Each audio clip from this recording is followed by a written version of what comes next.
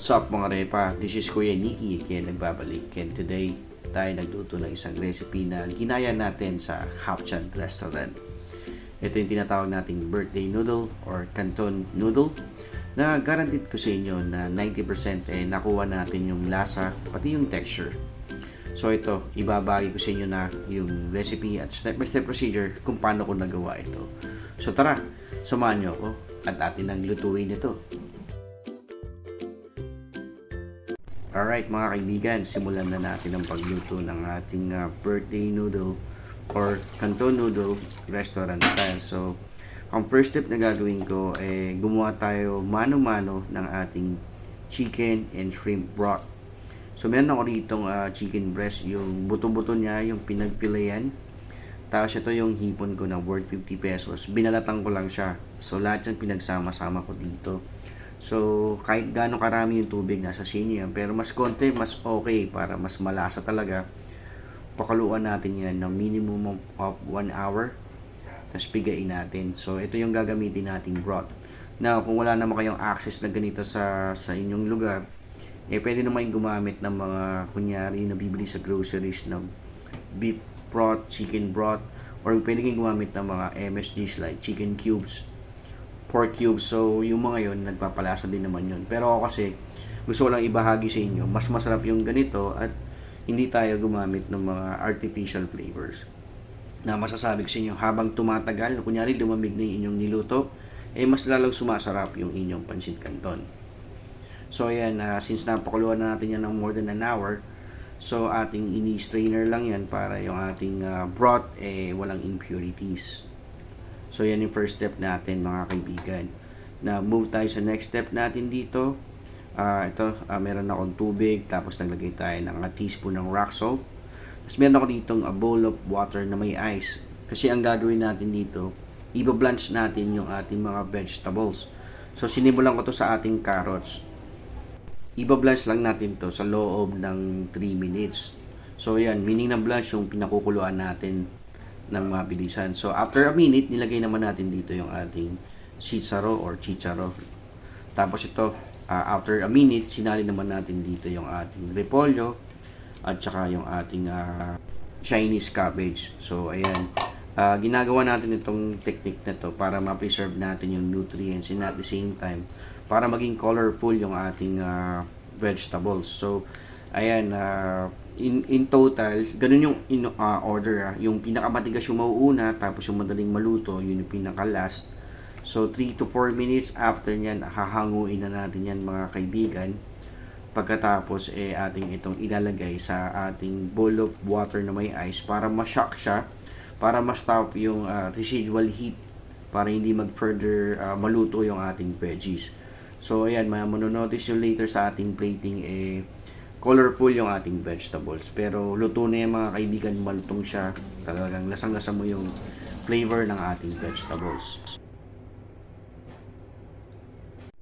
Ayan, mga kaibigan, no? So, nasalin na natin siya. So, isa-set aside natin yan at later i-drain lang natin siya para wala siyang excess water. Ito pala yung third step natin dito. So, gumamit tayo dito ng egg noodle, mga kaibigan, na Good Life.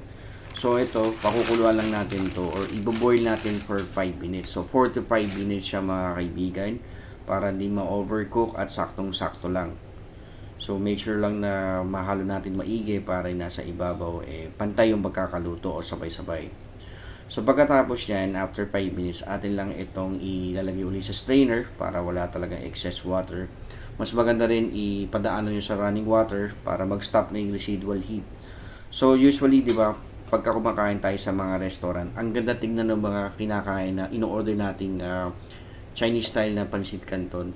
So, usually kapag normal na luto natin na sinasama natin sa gisa yung vegetables saka yung ating noodles, iba yung texture, iba yung appearance. So ako, ito yung observation ko, kaya ganito yung technique na ginawa ko. So yun, magiging pang-plating natin yung vegetables saka yung ating egg noodles. So ito next, ang fourth step natin dito, ito, ating pinirito ng bahagya yung ating shrimp. So mabilis lang ito lulutuin. Pagka nagkulay pula na siya, atin na itong hanguin mga kaibigan. Wala akong panimplang ginawa dito. Hindi ko siya nilagyan ng asin o paminta para yung texture niya, sa Chinese restaurant pagka kumain tayo, clear na clear lang yung ating shrimp na kinakain. So ayan, hahanguin natin yan pang-plating din. Gagamitin na natin yan later pang-plating. So ayan, so nabili ko lang yan mga kaibigan ng halagang 50 pesos. So pag bibili kayo sa palengke, sabihin nyo lang pang-gisa. Ayan, ganyan kadami. So mukha lang sa mamahalin pero mumurahin lang yan. Kasi ito meron tayong squid balls dito. Ating muna itong pinirito para hindi naman siya kasi pag sinama mo lang siya sa laga, minsan parang ang alanganin kainin yung yung squid balls. So mas maganda pinirito muna natin. Then set aside. Kasi ito na yung last step natin dito. Magigisa tayo dito ng ating ginigpik na bawang.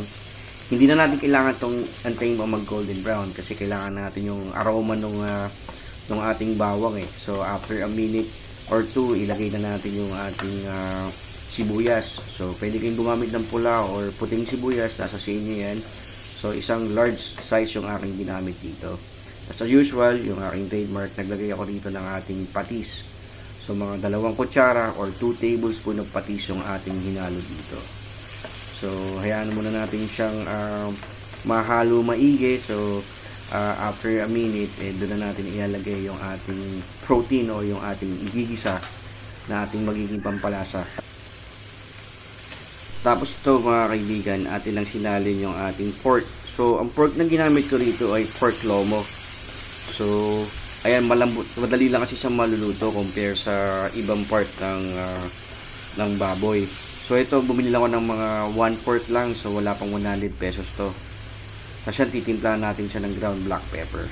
So ayan, nagpalit na ako mga kaibigan, hindi na di kutsara yung ginagamit ko.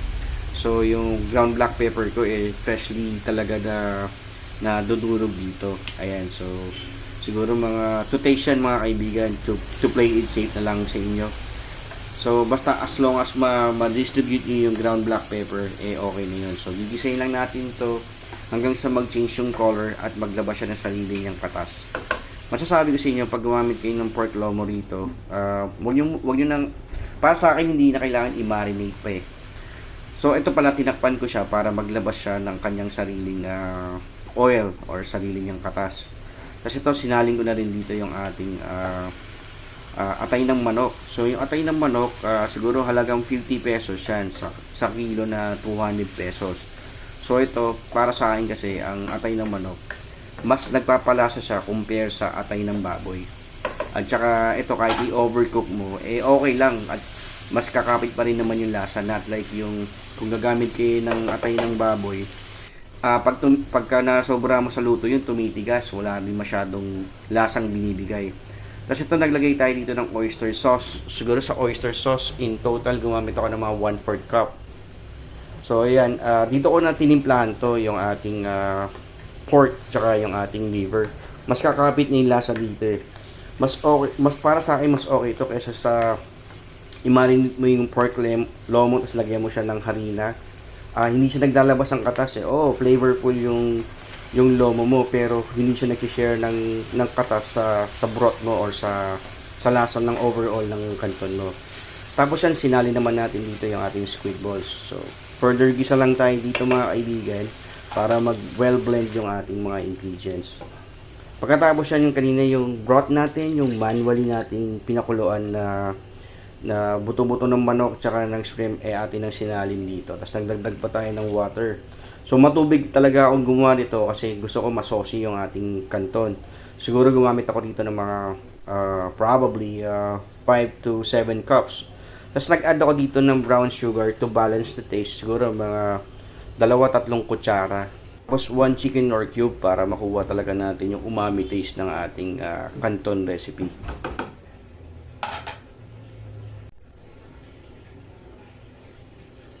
Nilagyan ko siya ng cornstarch. So mano-mano ko nilalagay yung cornstarch natin dito. Slurry siya para hanggang sa ma-achieve mo na yung gusto mong texture ng iyong sauce. So gradual lang paglagay ko dito mga kaibigan. So hindi nyo naman kailangan ng specific measurements. Siyempre iba-iba naman tayo ng volume ng niluluto. Ako kasi more than half kilo yung aking niluto. So ayan, so makikita nyo naman pag ginanon nyo, medyo lumalaban na yung ating sauce. Ibig sabihin yan, basta isipin mo, ito bang sauce na to, kakapit na to sa noodles. So, yun yung magandang texture na ma-achieve mo para maisip mo anong klaseng palabot yung gusto mo ma-achieve dito. So, pagkatapos yan, ang next step na gagawin, ito, optional ingredient to. Hindi naman usually nilalagay ito. Pero kasi, gusto ko yung bango ng red bell pepper. Kaya nilalagyan ko siya. So, ayan, pakuluan lang natin to further. Siguro, mga 3 minuto, okay na yan. Basta maputok mo na yung, maamoy mo na yung aromatics ng ating red bell pepper. Tapos ito, yung patakalan natin siya ng, sesame oil. Para talagang Chinese style restaurant na pansit canton. So ito, tapos na tayo magluto dito mga kaibigan. Ang next na magagawin lang natin dito, magpe-plating na lang tayo eh. Ito mga kaibigan, na tapos na tayo magluto ng ating birthday noodle or pancit canton recipe. So ang ginawa lang natin, nilagay lang natin sa plate yung ating egg noodles. Tapos pinatungan natin ng gulay, pati yung karne. Tapos tinappings natin yung sauce. So, para mukha talagang galing siya sa restaurant. So, ayan. So, naway meron kayong bagong recipe na maluto for your family. So, sa mga hindi pa nagsasubscribe, baka pwede naman kayong mag-subscribe and hit the notification bell. So, maraming salamat mga kaibigan sa inyong support. So, till next video, thank you and have a good day sa inyo.